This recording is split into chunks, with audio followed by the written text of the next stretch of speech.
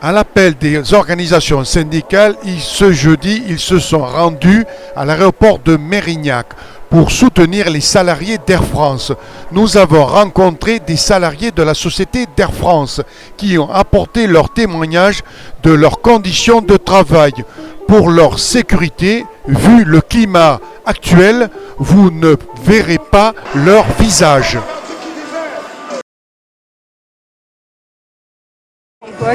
Voilà. Ah oui, On ne veut pas vous parler, mais c'est notre emploi qu'on met dans la balance en se dévoilant devant votre caméra. Ah d'accord, vous n'avez pas le droit de parler. Mais pouvez nous dire ce que vous en pensez de ce qui se passe à Paris, des 2900 emplois? Vous n'avez pas le droit non plus? Non plus. Oh là là. Vous pouvez rien dire? Juste notre présence. Ça suffit. On soutient le mouvement. Ah, vous soutenez le mouvement? On soutient le mouvement qui se fait actuellement sur Paris. D'accord. Non mais au niveau de l'Assemblée nationale. Par contre, si vous étiez licencié, là, vous aurez le droit de parler, là, vous n'aurez plus le droit de réserve. Vous aviez pas fait la liste. C'est ça. Hein? C'est ça. Là, vous avez le droit de parler, là. Mais revenez dans un an, peut-être qu'on fera partie de ces gens-là. Et donc, ouais, là, vous pouvez parler. On pourra parler. C'est bien si vous soutenez l'action, parce que c'est un peu votre boulot qui est mis sur la sellette. C'est notre avenir, oui. 2900 emplois, ça fait, vous allez grossir les rangs des chômeurs, il y en a assez de chômeurs. Hein. Plus que ça, c'est bon 2900 emplois d'ici 2 ans. Ah, mais oui, il y en aura, je crois, 5. Il y a un chiffre qui a été avancé de 5000 emplois d'ici 2020, quoi. Ah ouais, donc ça fait 8000 emplois à partir d'eux. Ouais. Et ça 2017. veut dire que dans 5 ans, il y aura peut-être 8000 emplois de supprimés si les choses continuent sur la lancée qu'elles ont prise. Donc, oui. Bordeaux risque d'être touché. Risquerait d'être touché. Tous les aéroports de France avec tous les emplois induits qui vont avec. Ouais. Sans compter les sous-traitants. Oui, tous les sous-traitants, les chauffeurs de taxi, tout. Vous avez des bus qui passent, et les chauffeurs de bus, il y aura des lignes en moins. Il y a tout un emploi, toute la zone hôtelière, les loueurs de voitures. Il y a nous, et il y a tous les emplois en cascade qui sont induits. Qui est avancé, on va dire, des répercussions sur les sous-traitants à Roissy. Oui. C'est 100 000 emplois. Rien qu'avec nos emplois à nous. Oui, vos emplois à vous. 100 000 emplois. Mais comment on a pu tristement en arriver là? Comment Air France a pu en arriver là pour éviter cette catastrophe humaine et sociale? Parler plutôt de la France en général. Toutes les entreprises françaises actuellement vivent ce que nous vivons. Et c'est pour ça que beaucoup de gens se reconnaissent dans le mouvement qui se fait actuellement. D'accord. Et le pacte de comptabilité que le gouvernement a mis en place, 40 milliards, il a donné pour les entreprises, ça n'a pas pu les sauver, ça? Les 40 milliards, enfin je sais pas, ou alors il y en a pas assez. Il faut encore racler les fonds de tiroir et les fonds de poche pour donner un peu plus. 40 milliards, je pense pas qu'Air France a vu passer un centime. Ne serait-ce qu'un milliard. Oui, mais il y a quand même le gouvernement qui a une part dans Air France. Pourquoi il ne sort pas un peu d'argent et en donne un peu à Air France? Bonne question, mais c'est pas moi qu'il faut la poser, c'est à nos gouvernants qu'il faut poser. Oui, je me doute bien. Mais c'est pour simplement dire. Nous, on a notre idée, mais après, c'est pas à nous de répondre, c'est au gouvernant de répondre à ça. Ah d'accord, dites-nous. Voilà. Ça, je peux le dire par contre, je pense que vous êtes en train de l'enregistrer donc. Oh non, je sais pas, il marche, non, mais non, j'ai mis le son, mon micro. Voilà. Ah, vous pouvez le dire, alors dites-le alors si vous pouvez le dire. Oui. Non, moi je vous renvoie la question. Oui. Vous me demandez pourquoi l'État n'intervient pas. Demandez-leur pourquoi l'État n'intervient pas. Mais Malveillance, il vient pas, il a traité que vous avez déchiré une chemise à combien coûte une chemise? Des voyous, 40 €, 50 €.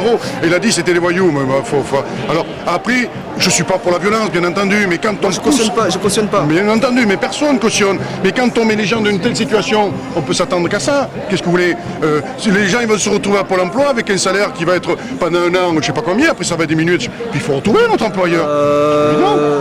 Il y a des gens, il y a des salariés d'Air France qui sont, on va dire, qui ont un certain âge, 50 ans et autres. Ces gens-là, mettez-vous à leur place. C'est-à-dire que si ça se trouve, toute leur vie, ils ont travaillé pour Air France. Là, ils vont se retrouver sans emploi. À 50 ans, qui c'est qui va les embaucher si ce n'est une compagnie aérienne. Mais les compagnies aériennes françaises, actuellement, elles sont toutes dans le même état. Et de taxes, elles sont plombées de charges, tout ce que vous voulez. Consultez le rapport Leroux.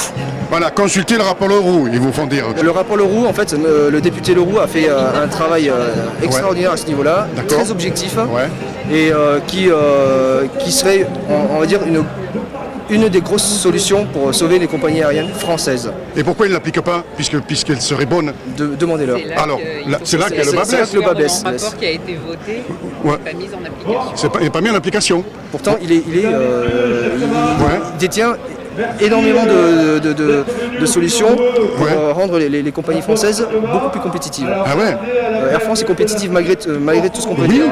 Avec l'application du rapport Leroux, on reviendrait à un niveau, on va dire, niveau dans les premiers mondiaux. Ah oui. Si c'était appliqué. Alors pourquoi Manuel Valls ne met pas cette application, le gouvernement? Il y a un malaise qui m'échappe. Ou alors il n'y a pas assez de chômeurs, il faut qu'ils en mettent un peu plus à Pôle emploi. On est une grande famille, les chômeurs, mais bon, c'est vrai qu'on va se partager la misère tout à l'heure. Hein? Demandez-lui au gouvernement. On va leur poser la question, on va pas tarder à leur poser la question. Qu'est-ce qu'il dit? Bon, mais c'est bon courage dans votre lutte. On est de tout cœur avec vous. Merci. Et quand je prendrai l'avion, je penserai à vous. Je prendrai Air France. Et peut-être que je vous verrai. Pas que l'avion. Ce qui se passe actuellement à Air France, ça va se passer dans quelques années à Poste, chez EDF. Orange, ça l'est déjà. Et voilà. Tous les corps de métier vont être touchés. Oui. C'est pour ça qu'il y a beaucoup de gens qui se reconnaissent en... Bien sûr. Alors, c'est vrai que la Poste veut faire travailler le dimanche. Alors, ils disent que non, c'est juste expérimental. Mais on va travailler bientôt les dimanches. Bientôt, on travaillera 24 h sur 24. Ça sera ouvert tous les jours, le magasin. Vous savez que nous, on n'a pas de dimanche. Ah bon? On n'a pas de dimanche, pas de jour férié. Je sais Le pas. seul jour férié qui est reconnu, c'est le 1er mai. Le 1er mai qui est payé parce Qui est payé est double. obligatoire. Oui, voilà. Légal. Oui. Quand vous nous parlez de week-end, de dimanche, des jours fériés, pour nous, ça n'existe pas. Ah bon? Non, On travaille, c'est un jour comme un autre. Oui, ah bon? Et vous n'êtes pas payé plus cher? Et payé normalement? C'est pas vrai. Ah mais ça j'apprends. Ah oui, il y en a qui disent que ceux qui travaillent ont un salaire assez conséquent. On entend sur les réseaux sociaux. Ouais, mais ils se plaignent, mais ils ont un bon salaire ici ou là.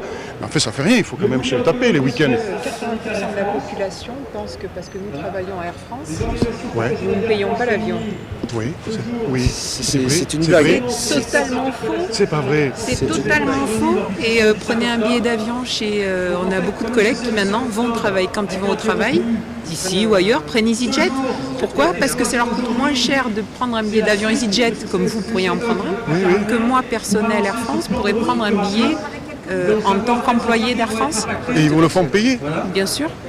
Bien sûr. Donc...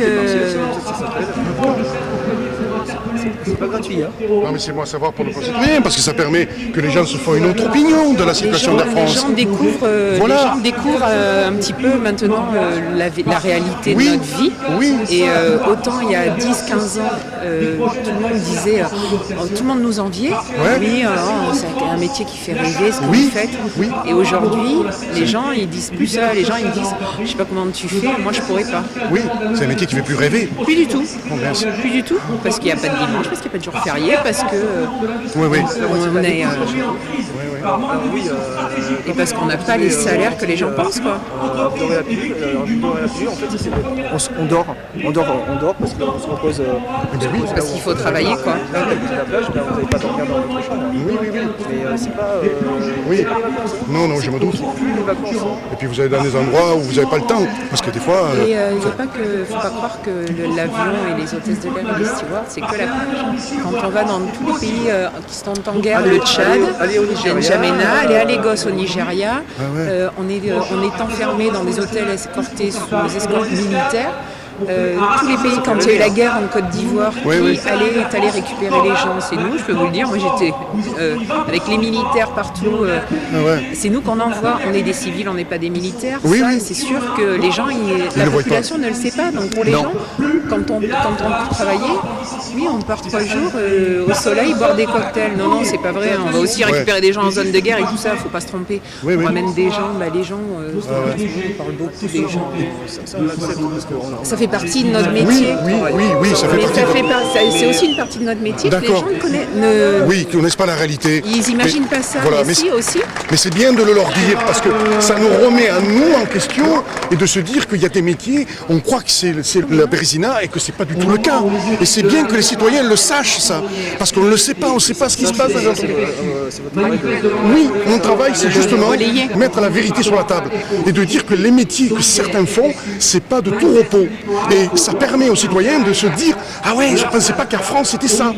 Des fois on dit ah ils prennent l'avion, ils ont le truc gratuit, ils ont ci, ils ont là. C'est pas du tout la vérité. Et c'est bien que vous le disiez. Bon. Sur les causes de la manifestation et 1 minute 40 sur la chemise, sur notre DRH qui s'est fait molester. Qu'est-ce que les gens y retiennent? La chemise, c'est des voyous. Oui, mais je suis d'accord. Et puis quand le ministre se permet de dire c'est des voyous qu'on fait ça, non, je veux dire c'est pas le rôle d'un ministre de dire ça. Bien entendu que les mecs excédaient 2900 personnes sur le carreau, qui n'auraient pas déchiré une chemise? Vous savez, on a des chômeurs qui se sont brûlés par le feu parce qu'on les a mis dans la précarité. Ils se sont pas attaqués à des salariés de Pôle emploi. Ils se sont suicidés, oui. Oui, voilà. L'affaire de Conti. Exactement. Ils auraient pu s'attaquer à des salariés de Pôle emploi. Vous savez que nous, à Pôle emploi, on a réussi à faire un dialogue où on leur a dit, pour l'instant, c'est un gars qui peut par le feu, mais vous allez voter d'une personne qui pètera un câble, il aura pas d'argent pour payer son loyer, tout ça, il perd du foutu pour foutu, il rentre avec un fusil, on ne sait jamais ce qui peut se passer. Le mec qui tire dans le temps, et bien ça a permis, en apportant un dialogue, en discutant, que les salariés de Pôle emploi mesurent la conséquence des radiations. Je crois qu'aujourd'hui, le dialogue doit passer avant de mettre la sanction. Et les salariés de Pôle emploi l'ont bien compris ça. Mais c'est quand même dommageable qu'il ait fallu un suicide. Oui. Pour que les gens prennent conscience. Tout à fait, je suis d'accord. Ces gens-là, ils sont là à la base, Pôle emploi, je pense qu'ils ont un travail de contact humain. Il devrait y avoir des remontées. C'est difficile, ils travaillaient dans des conditions difficiles. Ils avaient la pression de leur hiérarchie. Moi je peux vous dire que là où on a pu faire véritablement faire un dialogue avec les salariés de Pôle emploi, quand leur emploi risquait d'être touché, la fameuse fusion entre ANPE et ACEDIC. Là ils ont beaucoup eu peur de perdre l'emploi et c'est là qu'on a pu véritablement entamer un dialogue avec eux et leur dire vous êtes là, on est aussi à côté de vous, nous les chômeurs, les exclus. Ne l'oubliez pas. Le problème dans ce pays, et là on parle de dialogue social, c'est qu'en en fait il faut qu'on en arrive aux extrêmes. Tout à fait. Pour que le dialogue soit établi. Tout à fait. Établi, hein. C'est que tout à fait. On parle de dialogue social à tout va, mais il n'y en a pas. Non, c'est quand on arrive à des cas extrêmes que là, les différents partis s'obligent à se mettre autour de la table et vraiment discuter. Parce qu'avant ça, c'est chacun sur sa position. Tout à fait. Tout à fait. Et le problème, c'est que la seule chose qu'on s'est envoyé, c'est les forces de l'ordre qui, eux, sont un tampon entre la crise sociale qu'on traverse et puis le gouvernement. On leur dit, allez taper sur des gens, ils y vont. Qu'est-ce que vous voulez? C'est leur boulot. Qu'est-ce que vous voulez? Alors, on ne peut pas les incriminer. Ils ont fait grève il n'y a pas longtemps, la police. Voilà, ils sont descendus dans la rue, on les a interviewés. Moi, ce qui se passe, vous voyez ce qui se passe avec la police, moi, je suis complètement solidaire avec eux. Parce que eux, sont gérés. En fait, les forces publiques sont gérées comme une entreprise privée aussi. Tout à fait. C'est-à-dire que on demande beaucoup à très peu de personnes. Oui, tout à fait. Tout à fait. Ils sont en colère, c'est tout à fait normal. Ah oui, non mais. Dans ce qui s'est passé le 5 octobre à France, Mediapart a été neutre. Ouais. Mais sinon, la presse, les télévisuels, tous ont pris parti. Ouais, tout à fait. C'est vrai. On a parlé de la chemise du gars, c'était un scandale, c'est un PDG. Mais si le PDG se retrouvait dans la situation de ses salariés, comment il réagirait? Il faudrait lui poser la question. Vous vous rendez compte? Moi je peux comprendre. Quand vous savez qu'on va fliquer les chômeurs pour voir s'ils vont bien chercher un emploi, s'ils font bien le travail, on retombe tristement quand on pose cette question. Le travail obligatoire. Restez haut. Là on va rentrer dans les pour Pôle emploi sont très mal utilisés. Oui. C'est-à-dire qu'ils sont utilisés, regardez bien, qu'est-ce que fait Pôle emploi? De la répression. Oui. Au lieu de faire son vrai travail, c'est-à-dire de la recherche d'emploi, ils font de la répression. Oui. Et la recherche d'emploi, c'est le chômeur qui doit le faire. Tout à fait. Lui, c'est normal qu'il cherche un travail. Mais Pôle emploi, à la base, c'est fait pour quoi? C'est fait pour aider la personne à trouver un travail. Et pas faire que de la répression. Oui, bien sûr. Absolument.